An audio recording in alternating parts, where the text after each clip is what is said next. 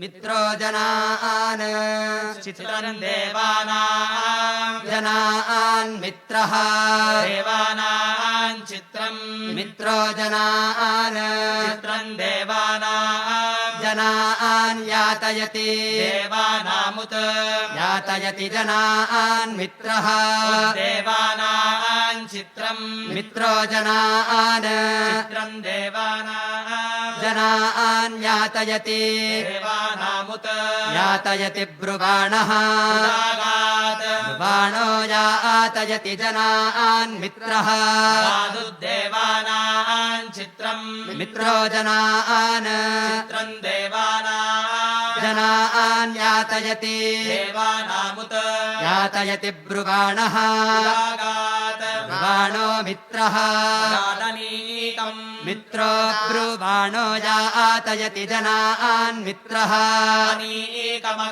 अनीकमगादुद्देवानाम् चित्रम् मित्रो जनान् चित्रम् देवानाम् जनान् यातयति देवानामुत यातयति ब्रुवाणः उदागात् ब्रुवाणो मित्रः गादनीकम् मित्रो दाधार अनीकम् चक्षोः दाधार मित्रो ब्रुवाणो यातयति जनान् मित्रः चक्षुरनीकमगादुद्देवानाम् चित्रम् मित्रो जनान् चित्रम् देवानाम् जनान् यातयति देवानामुत यातयति ब्रुवाणः उदागात् ब्रुवाणो मित्रः गादनीकम् मित्रो दाधार अनीकम् चक्षोः दाधार पृथिवी चक्षुर्मित्रस्य पृथिवीन्दाधार मित्रो ब्रुवाणो यातयति जनान् मित्रः मित्रस्य चक्षुरनीकमगादुद्देवानाम् चित्रम्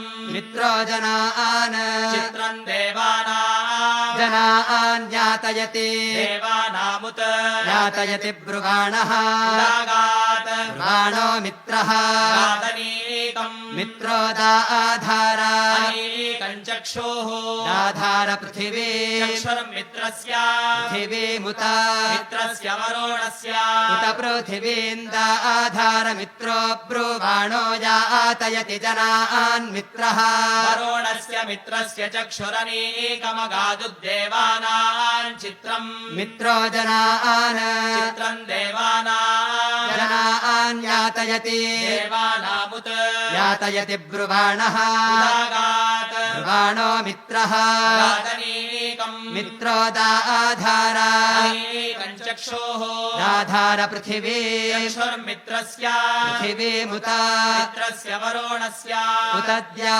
वरुणस्याग्नेः यामिति द्या अग्नेरित्यग्नेः यामुत पृथिवीन्दाधार मित्रो ब्रुवाणो यातयति जनान् मित्रः अग्नेर्वरुणस्य मित्रस्य चक्षुरनीकमगादुद्देवानाम् चित्रम् मित्रो जनान् चित्रम् देवानाम् जनान् यातयति देवानामुत यातयति ब्रुवाणः उदागात् ब्रुवाणो मित्रः गादनीकम् मित्रो दाधार अनीकम् चक्षुः दाधार पृथिवी चक्षुर्मित्रस्य पृथिवीमुत मित्रस्य वरुणस्य उतद्या वरुणस्याग्नेः यामिति द्या अग्नेरित्यग्नेः मित्रः कृष्टिः आप्राः कृष्टिर्मित्रः प्राः मित्रः कृष्टिः आप्राः कृष्टिरनिमिषा प्राद्या वा पृथिवी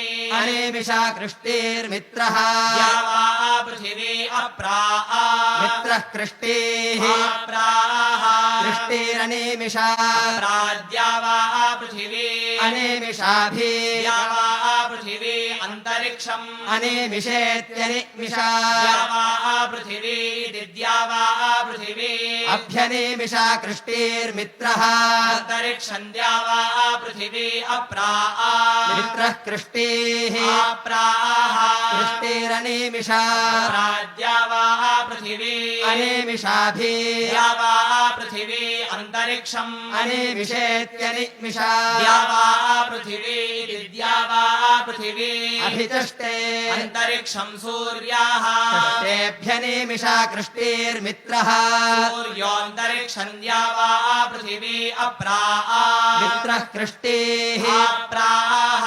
कृष्टीरनिमिषा प्राद्यावा पृथिवी अनिमिषाभिः द्यावा पृथिवी अन्तरिक्षम् अनिमिषेत्यनिमिषा द्यावा पृथिवी द्यावा पृथिवी अभिचष्टे अन्तरिक्षम् सूर्याः चष्टे मित्राय सूर्या आत्मा मित्राय चष्टेभ्यनिमिषा कृष्टीर्मित्रः आत्मा सूर्योऽन्तरिक्षम् द्यावा पृथिवी अप्रा मित्रः कृष्टीः प्राः कृष्टीरनिमिषा प्राद्यावा पृथिवी अनिमिषाभिः द्यावा पृथिवी अन्तरिक्षम् अनिमिषेत्यनिमिषा द्यावा पृथिवी द्यावा पृथिवी अभिचष्टे अन्तरिक्षम् सूर्याः चष्टे मित्राय सूर्या आत्मा मित्राय हव्यम् आत्मा जगातः हव्यम् मित्राय चष्टेभ्यनिमिषा कृष्टीर्मित्रः जगात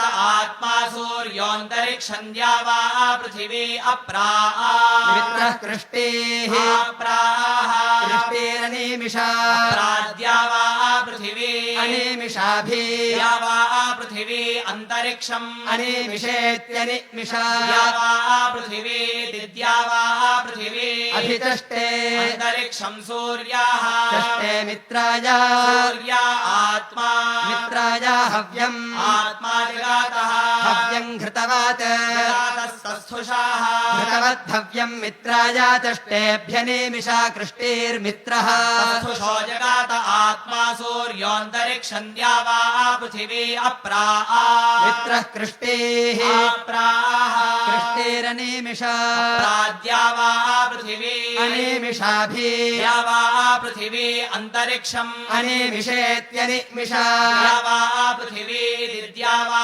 पृथिवी अभिचष्टे अन्तरिक्षम् सूर्याः चष्टे मित्राय सूर्या आत्मा मित्राय हव्यम् आत्मा जगातः हव्यम् घृतवात् जगातस्तस्थुषाः घृतवज्जुहोता घृतवदिति घृतवात् तस्थुषश्च जुहोतेति जुहोता जुहोत घृतवद्भव्यम् मित्राय चष्टेभ्यनिमिषा कृष्टीर्मित्रः तस्थुषो जगात आत्मा सूर्योऽन्तरिक्षम् द्यावा पृथिवी अप्रा मित्रः कृष्टीः प्राः कृष्टीरनिमिषा प्राद्यावा पृथिवी अनिमिषाभिः द्यावा पृथिवी अन्तरिक्षम् अनिमिषेत्यनिमिषा द्यावा पृथिवी द्यावा पृथिवी अभिचष्टे अन्तरिक्षम् सूर्याः चष्टे मित्राय सूर्या आत्मा मित्राय हव्यम् आत्मा जगातः हव्यम् घृतवात् जगातस्तस्थुषाः घृतवज्जुहोता घृतवदिति घृतवात् तस्थुषश्च जुहोतेति जुहोता चेति च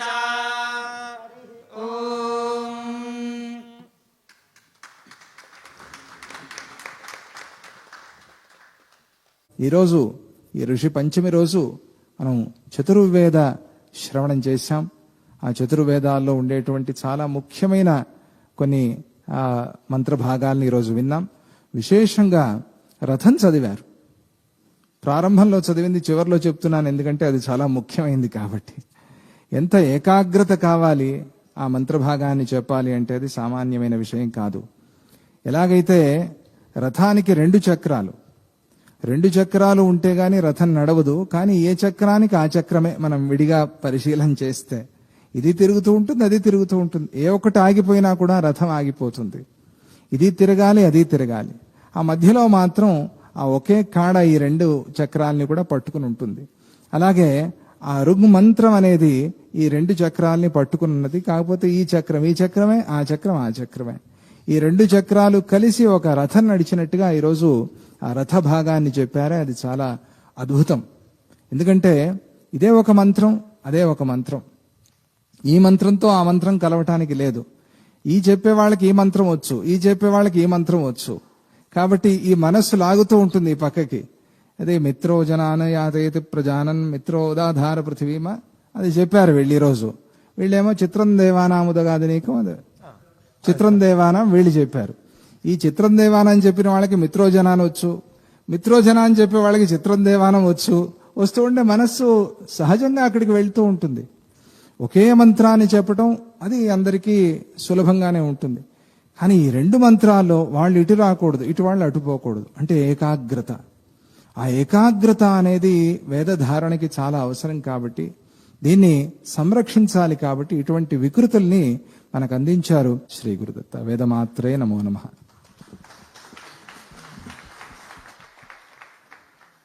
ఇప్పుడు విద్వాంసులందరికీ కూడా